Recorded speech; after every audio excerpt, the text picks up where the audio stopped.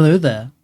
Welcome back to our Republican Byzantium. When we left off, we had just beaten up Hungary, I believe. We've taken Rome. The Papal State has been driven back to France. Not sure it belongs there. Not sure it belongs anywhere in our glorious Orthodox world. But we are going to flip over to Hellenism, not just yet, because we can't. We need to get our Latin or Roman score high enough. We're on 87, so a random event will push us over the Roman requirement. There's also an event we can get that will increase our Roman score if we take Venice, so that's definitely an option. Outside of that, I want to begin cutting a road from Rome to Constantinople so that I can establish local governors between Rome and the rest of our empire. We are going to start coming into conflict with the Holy Roman Empire though, but I mean, Holy Roman Empire, come on now. It's currently led by Austria, who's one of the weaker nations who could lead it. It's not Bohemia, who would definitely be a little bit more of a challenge, though I'm not sure much more. At this point, we're actually stronger than I think any nation in Europe. Even France isn't able to raise as many levies as we are. Castile and Aragon, of course, aren't really a threat. England's England. No, I don't think there's anyone that can actually challenge us purely based on numbers. So it might be time to just start racking up the antagonism and trying to fight large coalitions. We're also going to begin spreading in Africa. I want to gain access to Iberia. Let's start building a spy network in Tunis, actually. We're also building a spy network in the Mamluks. I'd like to just eliminate them fully, or not fully, but fully take all the land they control as part of Rome. We do have a coalition against us. I'd love for this coalition to still exist when we declare war on the Mamluks, and we'll just eat a bunch of these small, tiny nations that have dared to join the coalition. Another thing I want to do is try and turn Rome into a mega city. So we're going to start doing what we need to do that. We just need to have a market there. It needs to be our capital, and it needs a population of 400k. That's going to be the hardest thing to achieve, but we'll try our best. We're going to mass build irrigation there to increase the population capacity. And I think we'll set one of our cabinet ministers to just permanently encourage migration in the city. We'll have to see if that's enough. It's probably going to take a while to achieve this though. It would be nice to do though, because once we move our capital to Rome, since our city will no longer be a mega city, we're going to lose one of our bureaucratic slots, which is going to be an annoyance as it's going to put us in the negative, which has debuffs. So it's something we'd like to avoid if possible, but we'll see if we can't get it done. Let's begin building the casus belli on the Mamluks. I don't think the coalition against us has shrunk at all. Looks to be about the same size, so everything's going our way on that front. Let's preemptively move our army to Egypt so that we're in a position to just jump on the Mamluks the moment the war is available. War is available. We'll of course be calling in the coalition against us, but they're not that strong really. They're just minor Italian states, so I'm not really concerned. We'll raise our levies just so they can help us. So let's actually look before we continue. We can't take any of the Mamluk land itself, I don't think, because it's not part of what the game considers Rome. In fact, this is what the game considers Rome. So we'll just be taking these locations here from Egypt, but we can take land from the rest of the coalitionites easily because they're all in Italy. So we have that to look forward to. We'll have to keep an eye out for mercenaries though, because as usual, the AI will just spawn billions of them, which is kind of the reason I wanted to fight this sort of war. We want to knock out as many of these Italian miners as we can, just to remove the massive amounts of mercenaries we're going to have to fight. We can bribe the mercenaries they've hired to join our side. It's going to be pretty expensive though, and we don't really have the treasury for it right now, but that would definitely be an option when we've built up a large bank. Aha, here's an event, as I was mentioning, that's going to push us towards the Roman side of things. We can now establish Hellenism immediately. I kind of want to hold off a bit though, at least until this war's over. If we get in a random event that's going to reduce our Roman score, I'll do it. If not, we'll just keep fighting this war. The thing is, once we become Hellenic, because we control Rome, every Christian nation is basically going to become hostile to us, because there's an event, I think, that just happens every few years or maybe months, which increases the antagonism of the guy who controls Rome if he's a heathen. And once we become Hellenic, we'll of course be heathens. So that's something we need to be prepared for, that essentially we're going to have a pan-European, or pan-Catholic, at least, coalition against us that's never really going to stop. It's going to be one of those permanent coalition sort of things. We finally managed to build our local governor over in Cairo. Now we can start really making money from these wealthy provinces here in Egypt. Oh boy. It feels like every nation you play in EU5 at the moment, if you take the Nile Delta, then you're pretty much good economically. I mean, it works for Egypt, so I guess it can work for the rest of us too. Now, we could full annex this nation here. I kind of don't want to, though, because we'll make this city a subject. I guess it really doesn't matter, right? I kind of don't want to have non-Prenoia subjects, but I'm too lazy to go up and siege that fort. So I think we'll just annex these guys. As I said, it's not a big deal having 1 or 2 non-Prenoia. We can just integrate them. I actually just had a crash there. It's rare to see. I don't normally have crashes. It happened when I clicked on one of the flags. Maybe we should make peace with some of these guys if they're going to cause my game to crash. We'll make peace with the ones that are willing to make peace. Ooh, actually, one of the Mamluk vassals is disloyal. Unfortunately, we need to take his capital, though. Otherwise, I would peace him out right now. Pisa wants to make peace. They were one of the ones I was kind of hoping to conquer, though. But let's not make peace with them for now. Aquali is one that I would like to conquer. We just need to take this fort that's up here in this mountain, though. But it's really annoying to get up there and siege it. I guess we'll send Pisa off. They're one of the ones with most of the mercenaries. Let's see how things go from here. Surely it was just one of those one-off crashes and will never happen again now. Ooh, Aquali has capitulated. That makes things easier. We'll just full annex them. Keep an eye on that antagonism, though. I know it's going to become kind of unstoppable, but I still kind of want to keep an eye on it. Yes, the coalition's becoming quite big now. Maybe we shouldn't take any more Italian land. Just for now, right? Just for now. I'd like to at least be in a position where my army's in position to go to war with the Italians and the Europeans before I get in a big coalition with them. To be fair, though, as long as people like France, Bohemia, and Austria don't join the coalition, though Austria is pretty unhappy at us now due to our antagonism. But as long as nobody big joins, to be fair, maybe I'm thinking about that wrong now, though. Because everyone spams mercenaries, maybe having small people join is actually terrible because they'll just bring in loads of mercenaries, right? Maybe I'm thinking about this all wrong. Maybe the small tiny nations are the biggest threat. Oh well, I'm sure we'll survive. There, I think we've occupied all the Mamluk land that's a part of Rome. Ooh, actually, this little bit of land down here looks like it's part of Rome.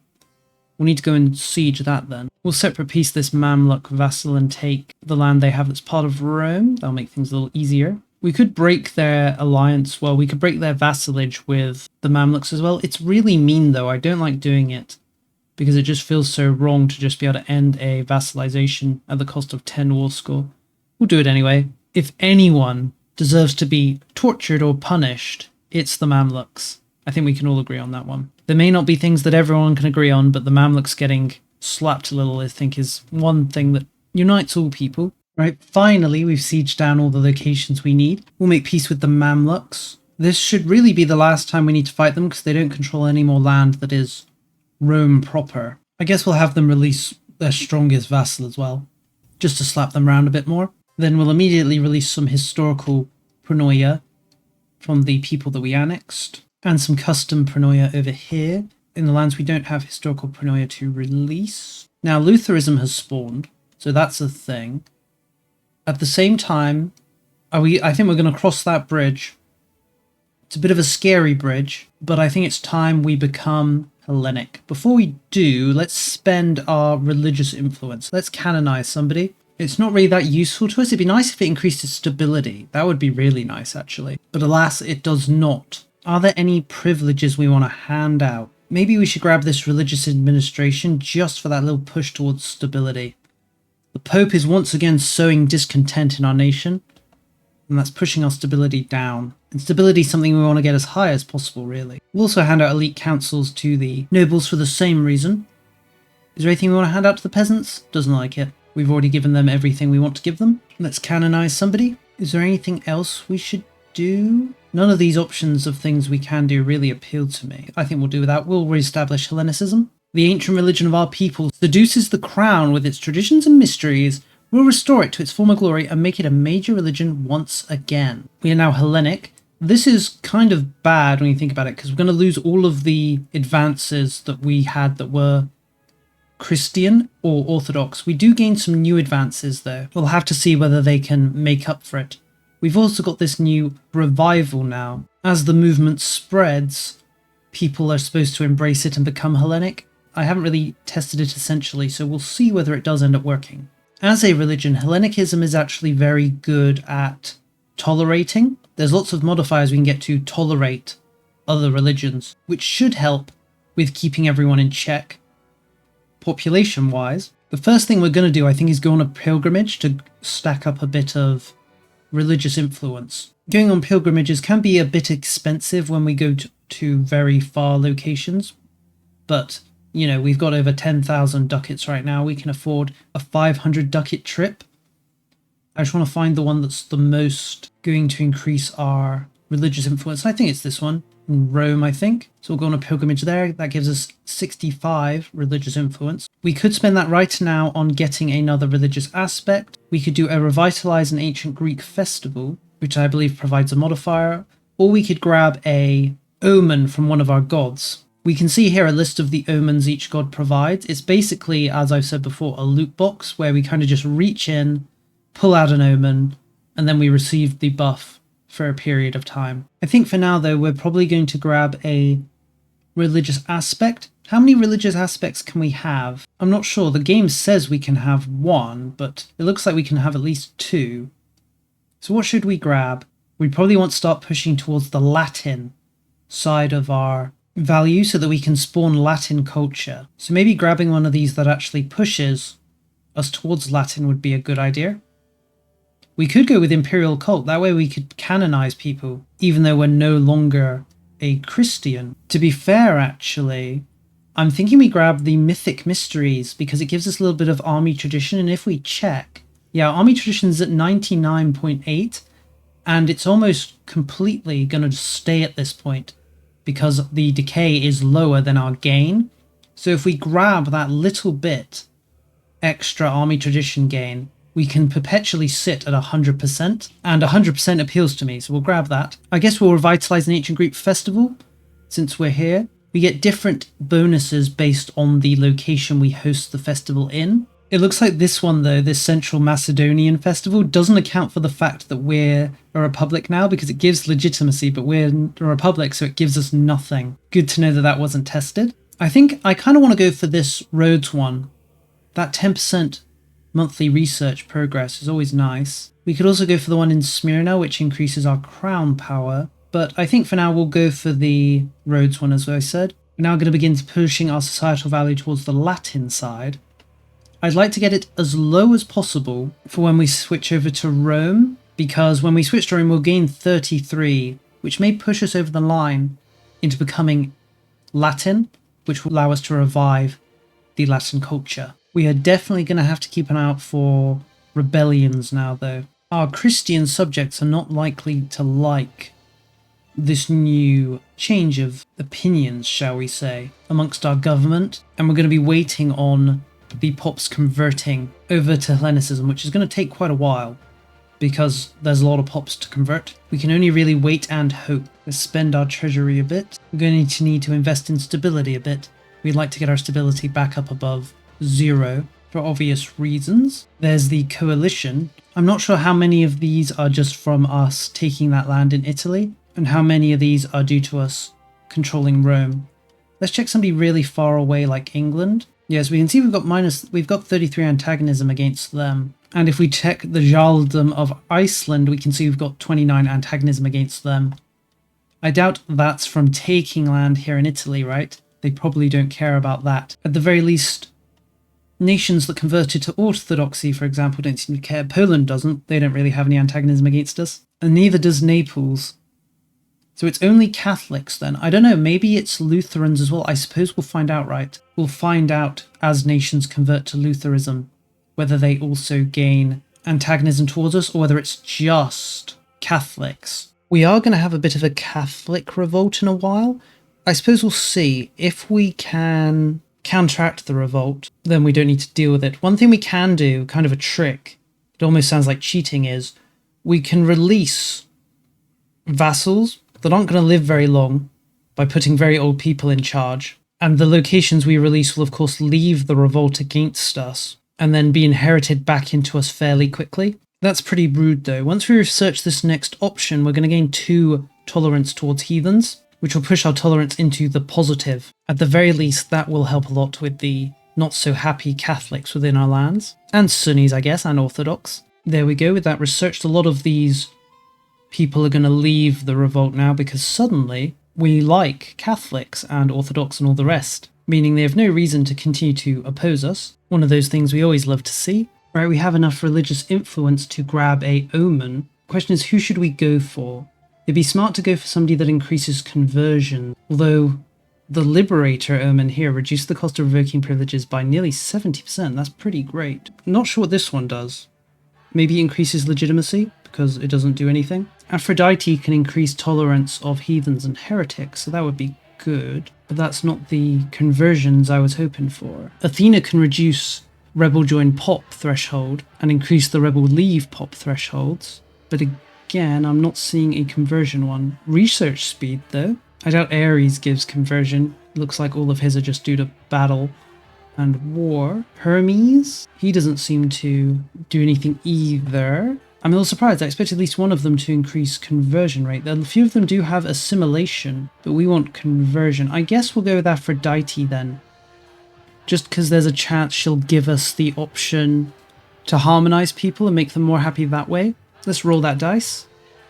And it looks like we didn't get what we were looking for. I guess we could go for the Seducer to reduce the cost of court by 13%. Though reducing the cost of founding cities would be nice. This is only temporary though, and I don't think I'm going to be building any cities for the time this is going to last. Let's go for the Seductress. That will last for 10 years, so it's a good while it's going to last. Alright, the coalition against us has disbanded, for whatever reason. Also, the Catholics are feeling a little more happy. The Serbians are a little unhappy though, but they're not going to trigger a revolt. They're just going to trigger the usual sort of we're angry event. So I think it's time again to go on the offensive. Considering the situation in Europe with the Catholics and the high antagonism, I'm thinking we go for Tunis and walk around to Iberia. We'll see how that goes though. We'll probably try an alternating.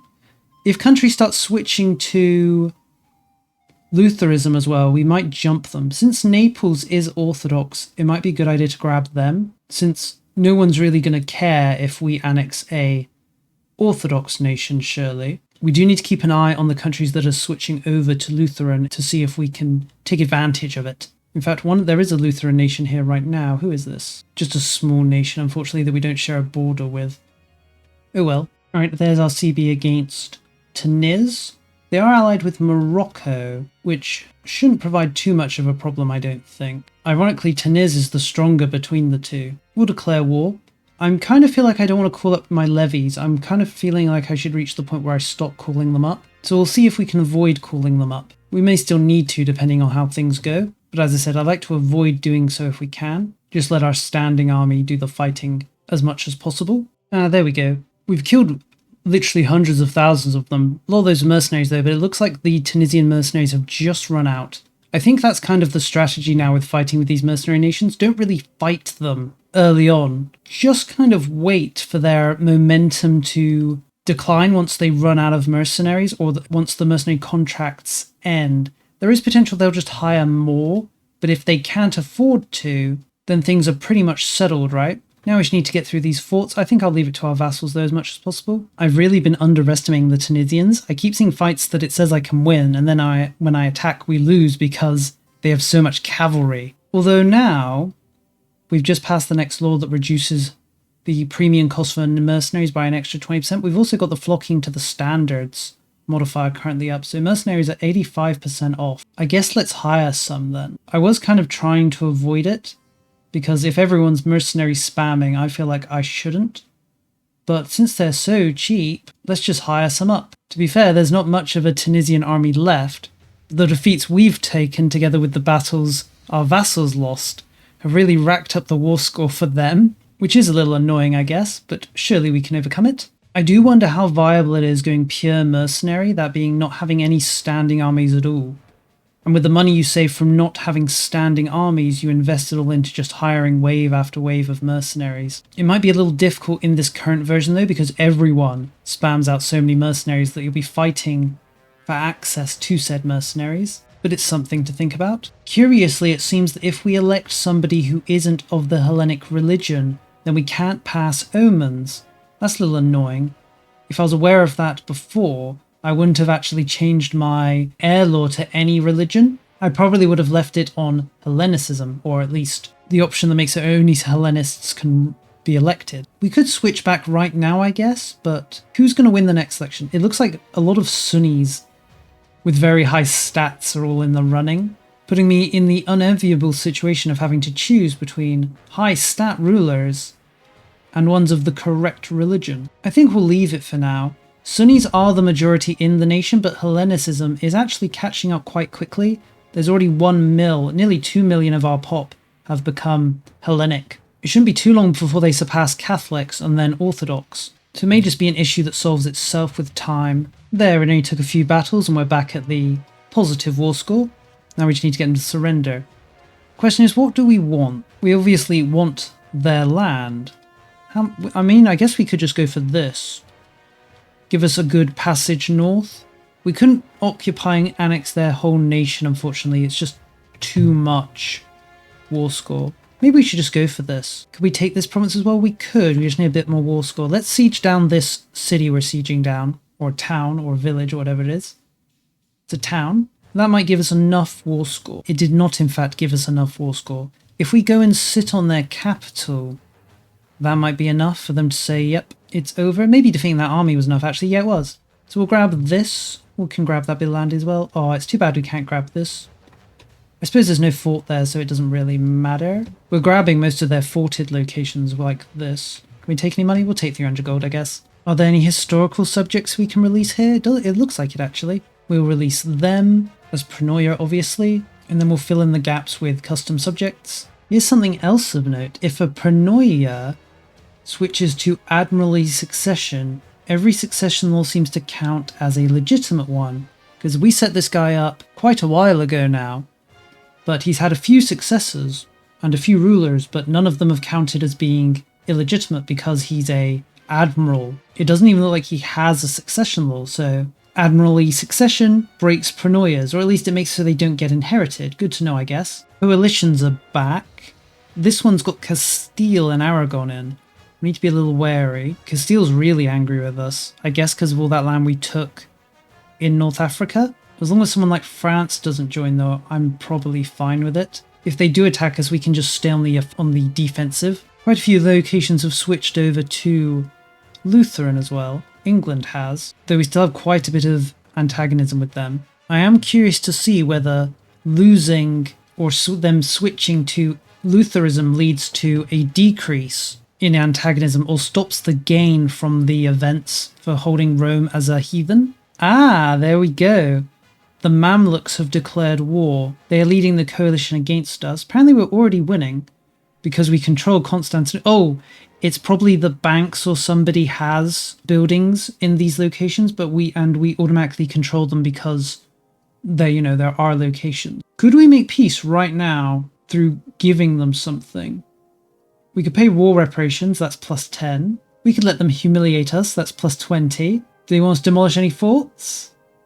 Ooh, they do want us to demolish some forts. We could demolish them. And then they'd want 10,000 gold. Unfortunately, we don't have 10,000 gold just lying around at the moment. But it's good to know the Mamluks can see reason. With that in mind, let's take our armies and go attack the Mamluks. We still have a few mercenaries hired, so we can put them to use. If we do enough damage to the Mamluks, we should be able to force them to accept peace. After a little bit of bullying, the Mamluks have agreed to make peace. So I guess we'll just give them a little humiliation on us. We're going to lose 20 prestige, but that's fine. Our prestige income is really high most of the time, although to be fair, we don't have any threatening rivals anymore, which is not helping.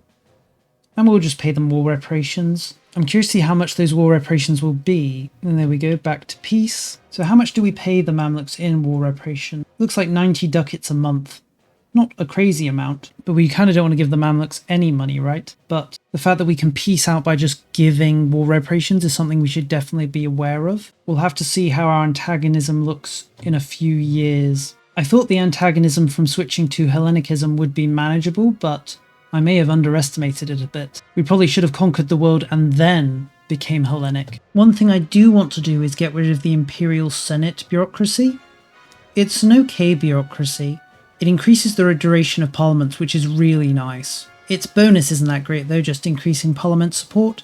I usually don't have any problem achieving high parliament support, but I really don't like its negative. If we got rid of this 35 malice to our Republican tradition, we'd actually be able to achieve maximum Republican tradition passive growth without spending a penny. Of our 4 bureaucracies, the only other one that I would consider getting rid of would be this honorary titles, just because it decreases the power of the crown. Not that we have much of a crown now as a republic, but we could just fund it to get rid of that. And unlike the Imperial Senate, it actually provides a benefit if funded, that being a state satisfaction, where if you compare it to the Imperial Senate, it only has a real use when a parliament is in place. If there's no parliament happening, there's not much reason to have this bureaucracy funded. We could revoke it right now. I'm kind of thinking about it. It's going to put us on like -50 stability, but our complacency isn't high enough that we could trigger the disaster, and it's actually ticking down due to the coalitions against us. Although if we lose stability, there's a chance this new coalition might attack us because they'll feel we're weak. It could go either way, honestly. So I think we'll revoke it. What could possibly go wrong? And now we can add a new bureaucracy. It's going to cost us a bit of Republican tradition, but as I mentioned, by removing that other thing, our Republican tradition is now going to increase passively without us spending any money. I'm not sure how court eunuch would work now. Normally court eunuchs increases the educations of heirs, as we can see, increases the abilities of children. I'm not sure if that applies to children that aren't in your ruling dynasty. We just don't know. I would love to grab these Kephali, just for the extra cabinet seat, plus the extra local governor. The problem is their negative's quite bad, decreasing monthly prosperity in urban locations by 33. Let me actually check. What's our prosperity like in an urban location? Let's pick one randomly. Let's say Alexandria. Prosperity gain there is already 35 from our government. So in reality, the worst it would do is counteract the effect of our government. We are required to constantly spend on it, though. I don't think we're going to bother with this Romanites one. Just speed of integration as a positive. It does increase cultural influence, I guess, which would help convert people, but I'm not that worried about it. Ritualistic court. It does give constant Republican tradition, but we should be at the point where it increases passively now. So we're not actually spending any money on Republican tradition, so that wouldn't really help us. So I think we are going to grab this one.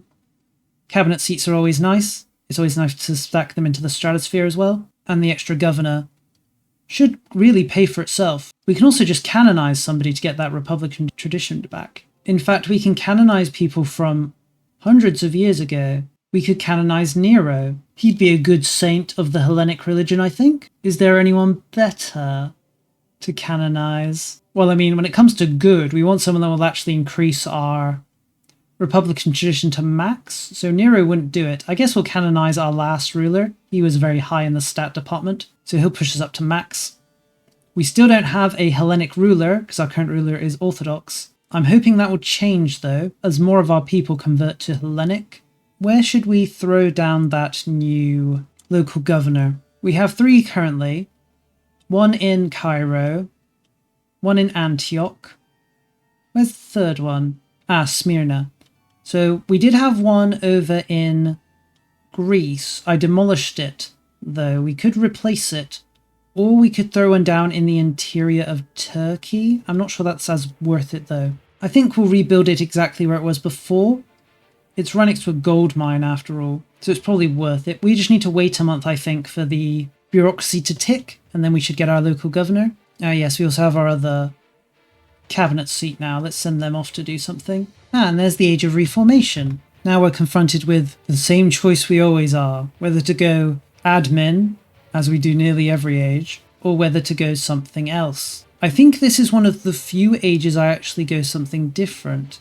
I like to go military in this age, simply for the hostile attrition +1. With armies so large now, both in levies, regulars and mercenaries, we can really just peel away numbers by using attrition To be fair though, with mercenaries now, maybe it's less of a thing, because they can just replace their armies in ways they couldn't before. The siege ability plus 20% is also nice, can really help us get through those annoying forts. And this extra 25% to cultural capacity is also great. Diplo's just a bunch of trade and diplomatic bonuses, so nothing's jumping out at me. Admin does have this 10% more to income from minting, as well as that 20% trade advantage. And humanism tolerance, another tolerance of heretic beliefs. Cultural capacity plus 2, actually.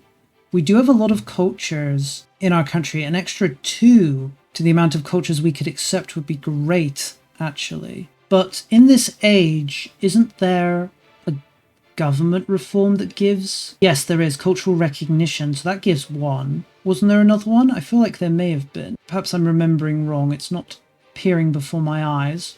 But yeah, so if we grabbed that 2, we could then get a 3 plus if we include that government reform. It's pretty tempting. I think we're actually going to go admin. I just feel like the attrition that I normally love isn't as useful now because there's so many mercenaries. Before, really shredding down the enemy's levies and regulars mattered quite a bit. Well, not quite a bit, but it made wars pretty easy because they would just enter your territory, die on the forts, you would clean any of them up, and that would pretty much be war over. But now with mercenaries, they can just hire so many reinforcements. Thinning them down in that way just doesn't feel like it matters as much. The casualties in war are just even higher than they used to be because all the mercenaries die and then they just hire more. So I'm falling out of love with my hostile attrition. I think we are going to go admin. Feels disgusting to say it, but we're doing it. Where our Roman value is within 33% of switching over to the Latin side, allowing us to spawn Latin culture. So if we formed Rome right now, we would then probably immediately spawn the Latin culture. Thing is though, forming Rome would mean all of the local governors we have outside our country would just explode. That's unavoidable. Rome isn't ready to become a mega city yet either. It's on 100k. We need 400k, which means we're going to lose a bureaucratic slot when we move there. So I just don't think Rome's ready. Rome is not ready to become our capital.